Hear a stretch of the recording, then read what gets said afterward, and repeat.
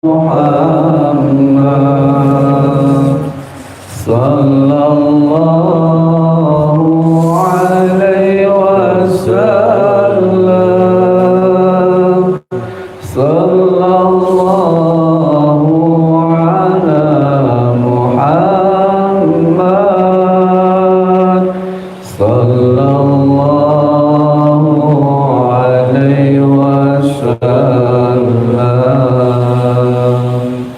sallallahu ala Muhammad sallallahu alaihi wasallam sallallahu ala Muhammad sallallahu alaihi wasallam. Allahumma salli wa sallim wa barik alaihi wa ala alihi. Assalamualaikum warahmatullahi wabarakatuh. Waalaikumsalam warahmatullahi wabarakatuh. Alhamdulillah wassalatu wassalamu ala Rasulillah wa ala alihi wa ashabihi wa man tabi'a hudahu ila yaumil qiyamah, amma ba'd. Allahumma salli ala sayyidina Muhammad wa ala ali sayyidina Muhammad. Yang kami hormati, yang kami cintai, kami banggakan Buya Razli Hashim. Terima kasih sudah sudi mampir di MAQ Al-Maksum lagi. Sejatinya ini adalah pesantren lansia MAQ Al-Maksum yang diprakarsai oleh Pak Haji Koko Tahqiq Maksum. Mudah-mudahan ini menjadi salah satu monumen kebaikan beliau, dan tentunya bukan hanya untuk beliau tapi juga untuk orang tua beliau, para ustaz, ustazah, Pak Haji, Bu Haji, alumni pesantren lansia. Hadir Bu ya? Yang tidak bisa hadir nggak apa-apa, kita sharekan live streamingnya di YouTube. Kemudian juga Pak Haji Dadang, Pak Haji Cepi, adik-adiknya Pak Koko yang juga hadir melalui link. Mudah-mudahan semua kita mendapatkan karunia kema'rifatan kepada Allah Subhanahu wa taala, keberkahan dalam hidup dan keselamatan di akhirat. Bapak-bapak dan ibu-ibu yang dimuliakan Allah Subhanahu wa taala, izin Buya untuk hadiah Fatihah karena akan saya sebut satu persatu. A'udzubillahi minasyaitonirrajim. Bismillahirrahmanirrahim.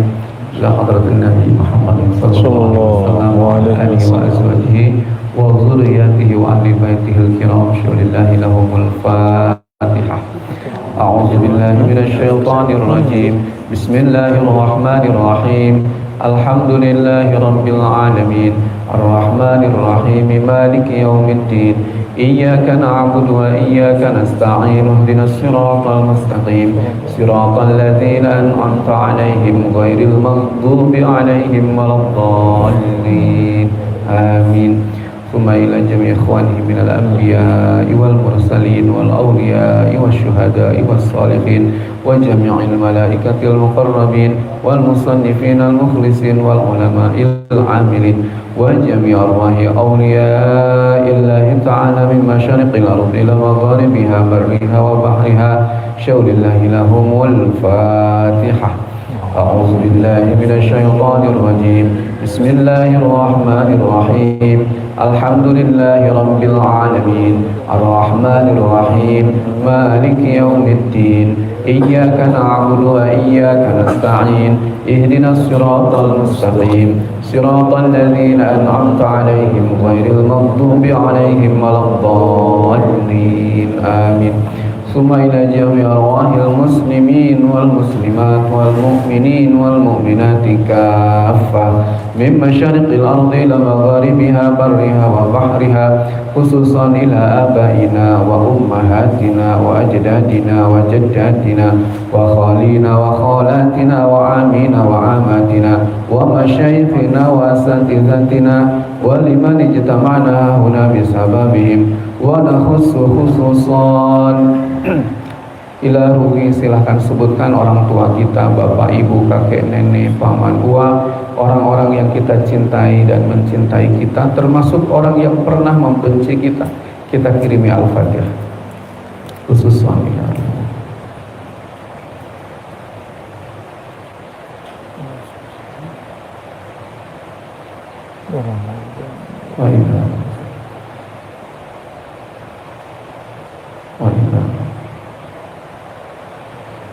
Allahumma ighfir lahum warhamhum wa'afihim wa'fu anhum wa akrim nuzulahum wa wasi' madkhalahum syaulillahi lahumul Fatihah. A'udzu billahi minasy syaithanir rajim.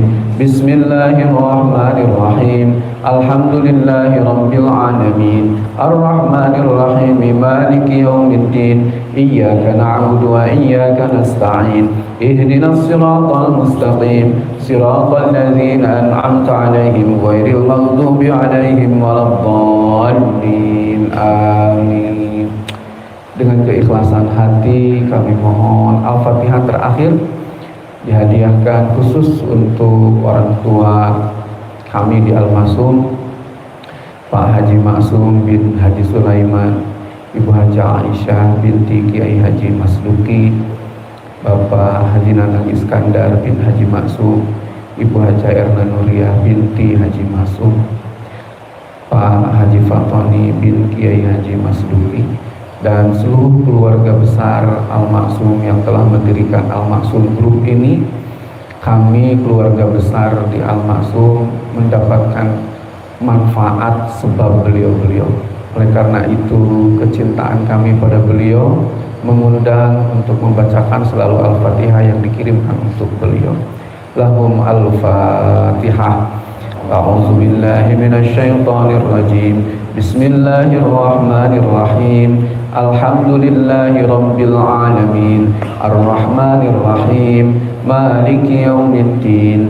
Iyyaka na'budu wa iyyaka nasta'in. Ihdinas siratal mustaqim. Siratal ladzina an'amta 'alaihim ghairil maghdubi 'alaihim waladdallin. Amin.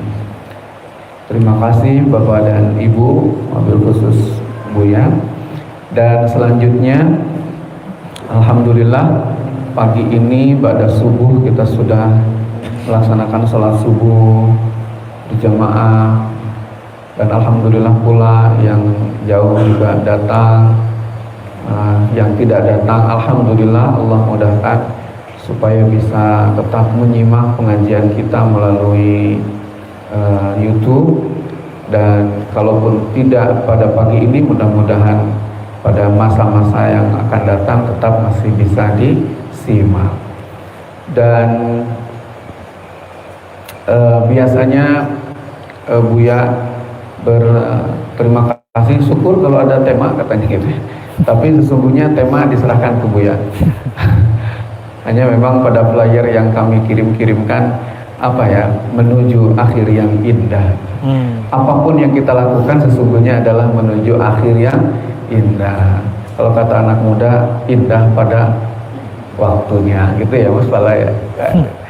Terima kasih. Dan selanjutnya Buya selanjutnya Buya silahkan Bapak Ibu, karena insya Allah rencananya Buya akan lanjut ke Subang jam 9 di Subang. Perjalanan ke Subang kirang langkung jam setengah lah ya, 2 jam begitu. Jadi jam 7 sudah harus keluar dari sini. Yang mungkin kita ngumpulnya di sini sampai jam 6 ya. Lebih dikit gimana Buya? Karena Buya harus juga sarapan juga, Bapak Ibu juga hari Senin mungkin ada aktivitas lain sebagaimana biasa. Silakan Buya. Astagfirullah. Astagfirullah.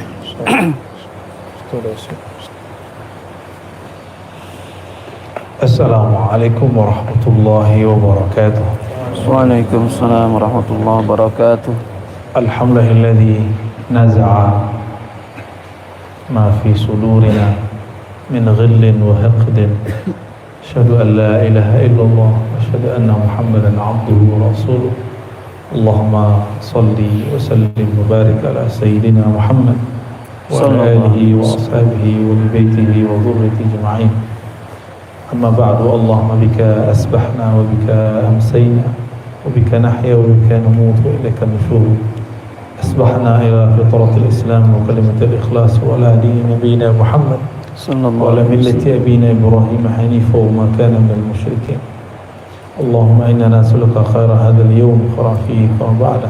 Amin. Na'udzubika min syarri hadzal yawm syarri ma fihi wa syarri ba'da. Amin ya rabbal alamin. Amin. Gimana? Dingin? AC-nya nggak bisa dikecilin? Bisa dikecilin. Alhamdulillah rabbil alamin.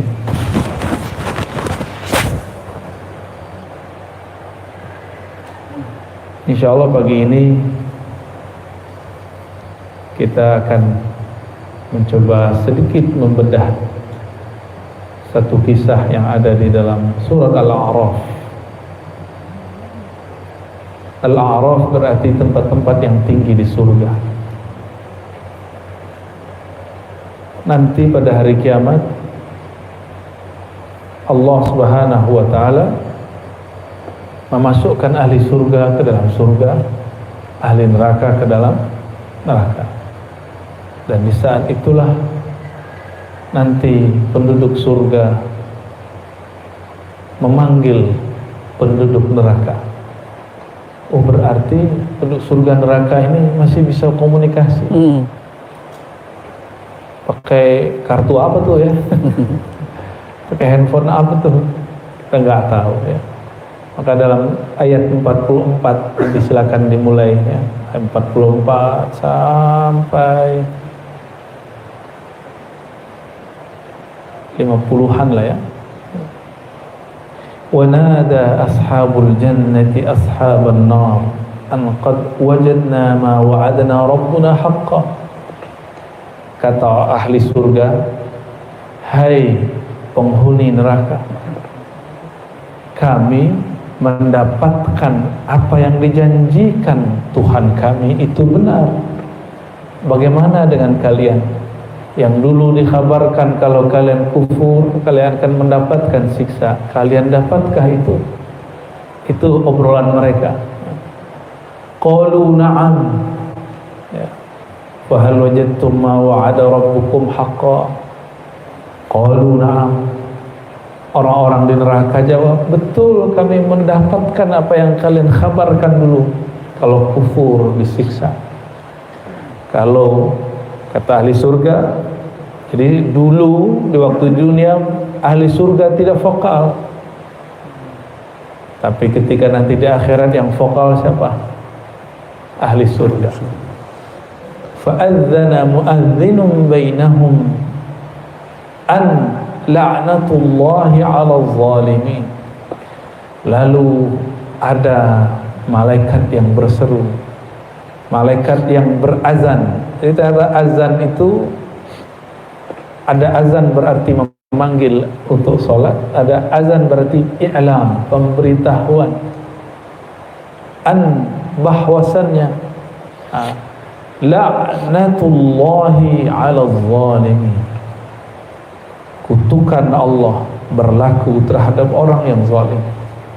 Zalim yang paling tinggi bukan menzalimi dalam pengertian menyakiti orang lain, tapi zalim yang paling tinggi adalah menyekutukan Allah Subhanahu wa ta'ala. Siapakah orang zalim? Lalu disebutkan juga di sini, alladzina yasudduna an sabilillah, yang menyimpang dari jalan Allah. Itulah mereka orang-orang kafir musyrik.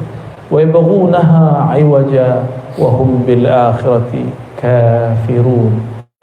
Mereka mencari jalan yang bengkok. Wa bil akhirati kafirun, dan terhadap hari akhirat mereka kufur. Sampai di situ masih biasa ceritanya. Tapi kalimat setelah ini yang bikin saya kalau baca sendiri nangis. Wa bainahuma hijab, antara surga dan neraka ada hijab, penghalang tirai.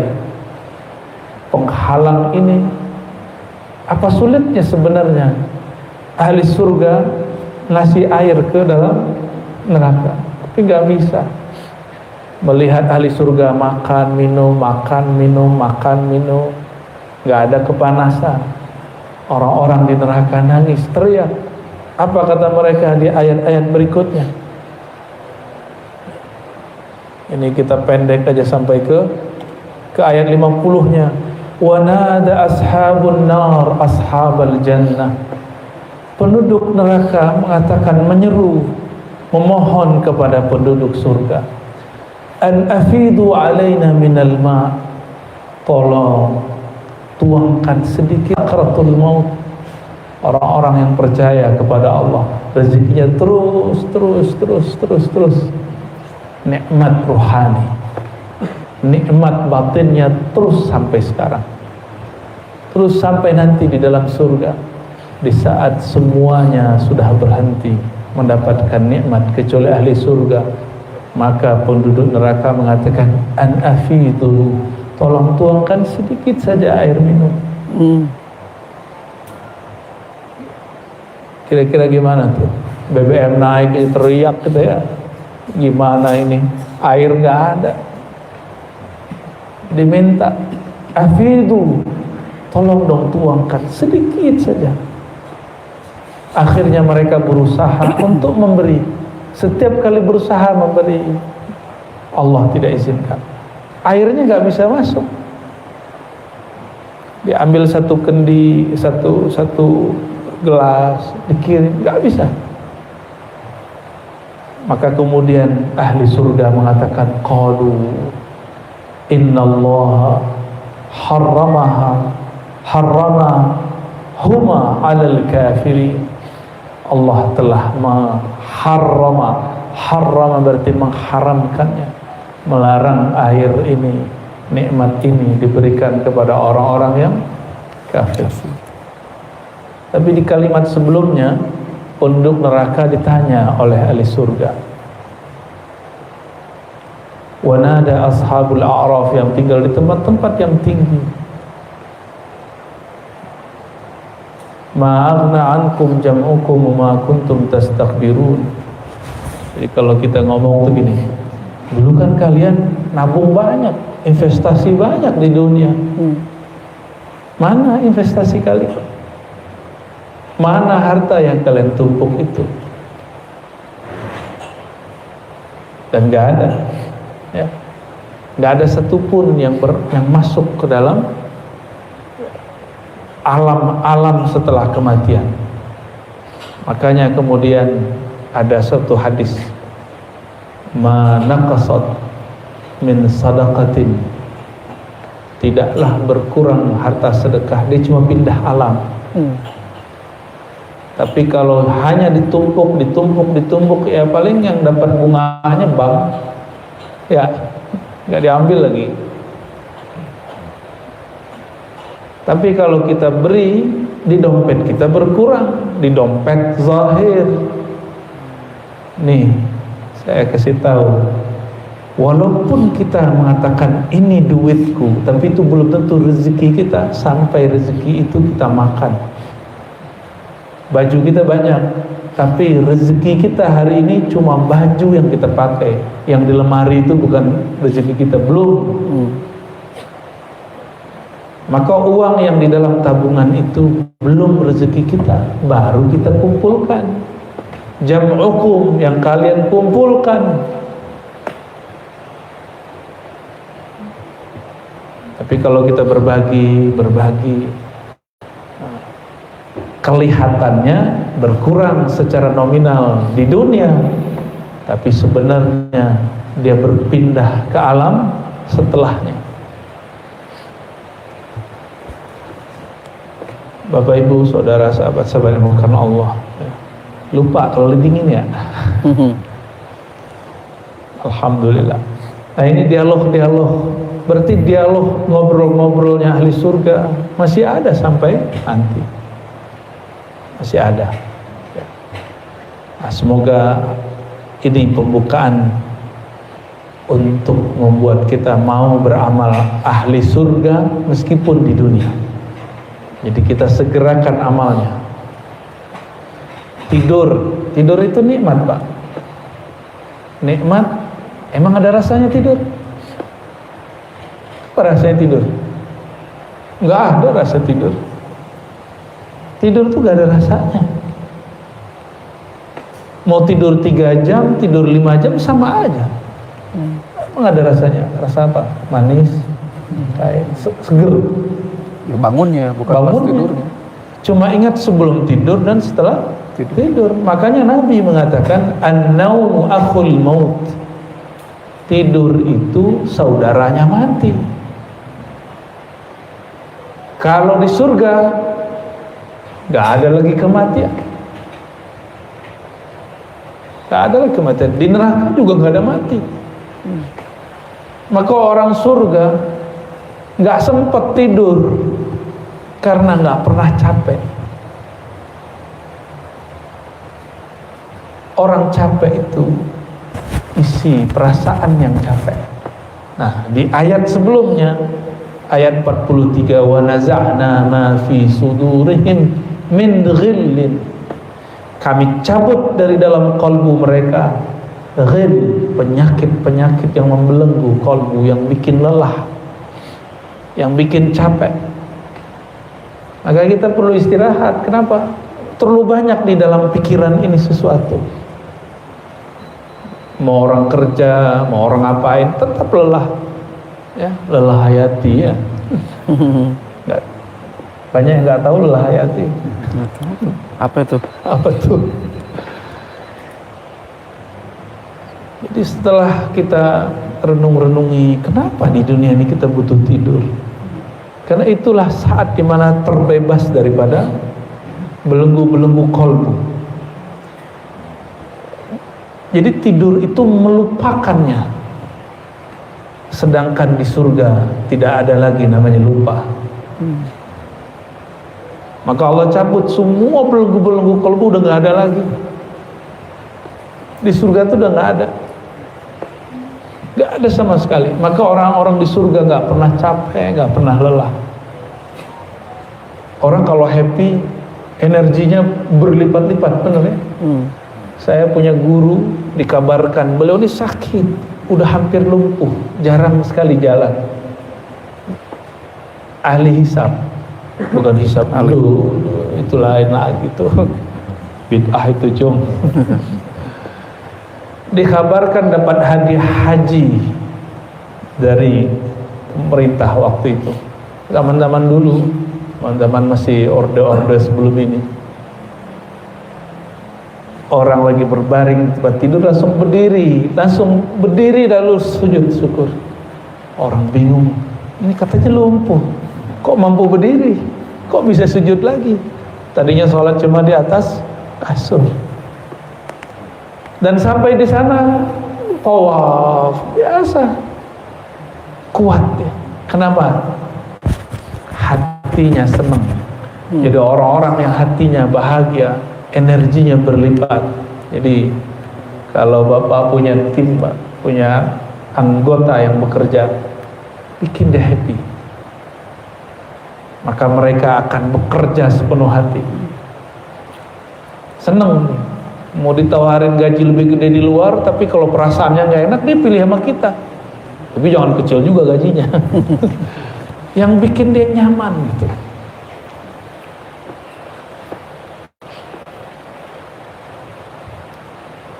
Dan disebutkan dalam hadis Imam Muslim, Imam Tirmidzi, dan hadis lain dengan berbagai lafaz, subhanallah bihamdi subhanallah azim gharsun fil jannah.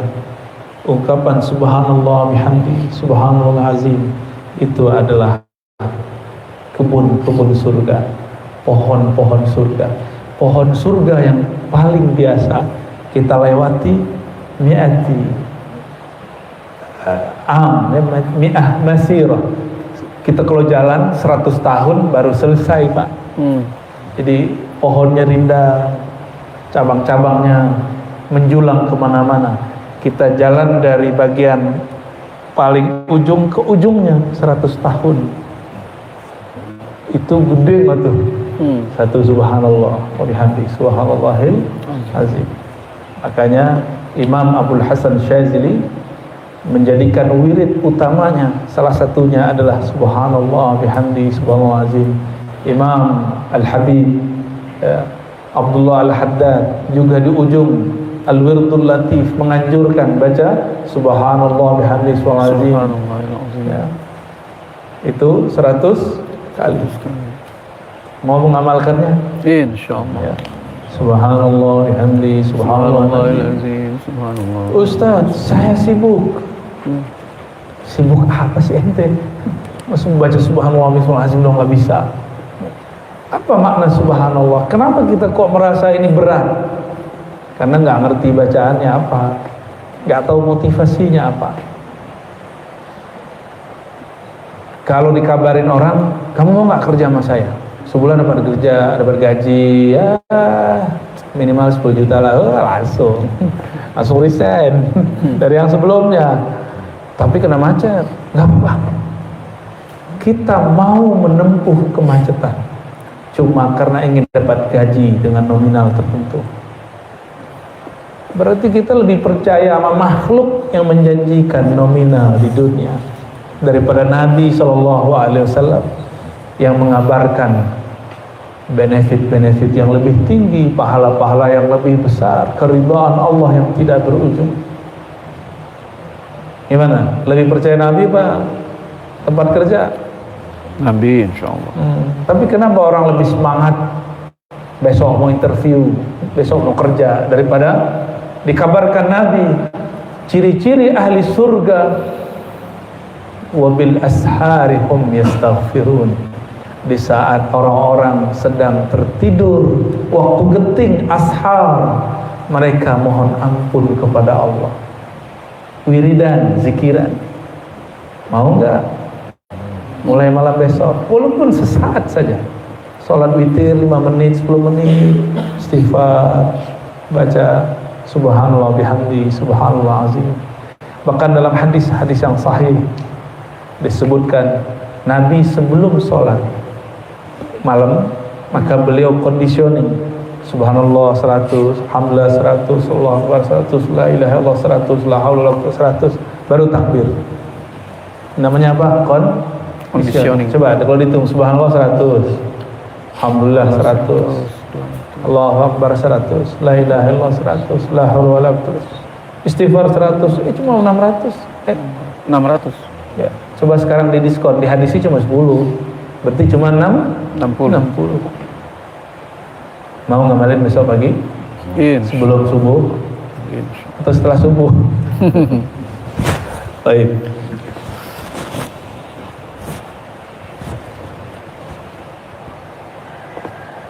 Nabi SAW kunci surga ada di tangannya. Kata beliau, wala yadkhul ahadun al-jannata min qabli. Tidak ada seorang pun yang boleh masuk surga sebelumku. Maka di tangan Nabi ini ada apa, kode-kode masuk surga. Jadi mirip-mirip kayak kita kerja. Good. Kalau orang Indonesia sebenarnya fingerprint ya. Fingerprint. Oh. Kalau bahasa Inggrisnya apa? Finger ya. Finger. Dan aku buka. Nabi Ibrahim nggak punya. Nabi Adam nggak punya. Nabi Adam, Nabi Nuh, Nabi Ibrahim, Nabi Musa, Nabi Isa, 124.000 para nabi tidak punya hak, nggak punya kode masuk surga. Nunggu Nabi Muhammad membuka. Maka bernamalah Sayyidina Muhammad SAW Muhammad Al-Fatih. Jadi Al-Fatih itu gelar hakiki Nabi Muhammad. Sedangkan Al-Fatih di masa Turki Utsmani itu cuma Al-Fatih Konstantin. Al-Fatih Al-Hakiki Nabi Muhammad Sallallahu alaihi wasallam. Disitulah rahasianya salawat Al-Fatih. Mau ngamalin? Insyaallah. Nanti minta ke Ustaz ya. Saya izinkan mengamalkannya. Saya ijazahkan yang hadir. membaca salawat al-Fatihah. Allahumma salli ala sayyidina Muhammadin al-Fatih lima ughliq. Ya Allah, sampaikan salam rahmat cinta kami kepada Nabi Muhammad sallallahu alaihi wasallam al-Fatih, sang pemegang kunci yang terbuka, termasuk kolbu yang terkunci. Rasulullah yang buka. Jadi kalau kita kurang frekuensi dengan yang di rumah, dengan keluarga, dengan saudara, kirimkan bacaan Al-Fatihah dan selawat, hadiahkan untuk kolbunya, pikirannya. Anak kita sulit fokus, bacakan selawat. Allah akan bukakan pelan-pelan, jangan baru baca sekali 2 kali. Ya. Saya dulu masih kecil, udah hobi begitu. Orang masih umur 12-13 tahun, dikabarin guru, ambil air hujan, baca 70. Itu banyak banget 70-nya. Fatihah 70, ayat kursi 70, kuliah 70, kul 4 70. Coba kali itu berapa tuh? Orang masih umur 12-13 tahun. Tapi saya merasakan efeknya saat itu. Kita mendapatkan az-zaka biiznillah, kecerdasan. Berarti yang cerdas bukan ar-razi itu, dicerdaskan karena berkah ayat-ayat. Sampai hari ini keberkahan itu yang saya rasakan. Baca satu teks nggak lupa-lupa, insya Allah. Allah izinkan. Kenapa? Muhammad al-Fatih, Nabi Muhammad SAW yang membuka khazanah qalbu. Ya. Jadi Nabi Muhammad bernama Al-Fatih. Jadi ketika seseorang bertanya, saya ingin masuk surga, deketin aja yang punya kunci surga. Lalu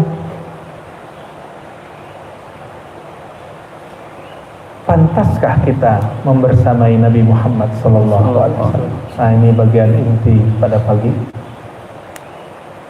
Ada ayat qad aflaha man zakkaha wa qad khaba man dassaha. Kalau di Al-A'la gimana Ustaz bunyinya? Qad aflaha man tazakka. Qad aflaha man tazakka Wa dzakara asma rabbih fasalla. Sungguh beruntung orang-orang yang membersihkan jiwanya. Wa dzakara asma rabbih fasalla. Wa dzakara asma, dan dia menyebut nama Rabbnya, penciptanya, Tuhannya. Siapa nama Tuhan kita? Allah.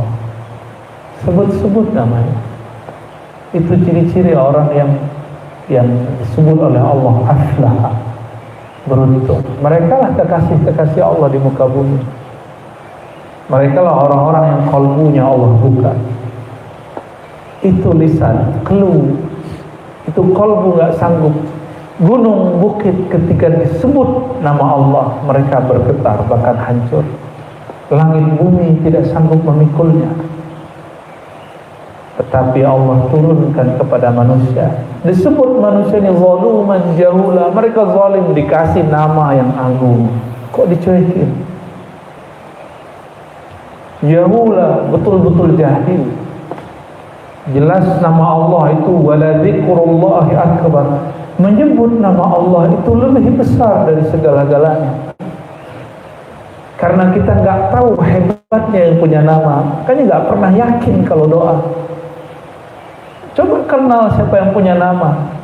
Disebut namanya, dia selalu hadir dan dia mengatakan inni qarib. Aku selalu dekat kok. Tapi orang salah paham ayat ini.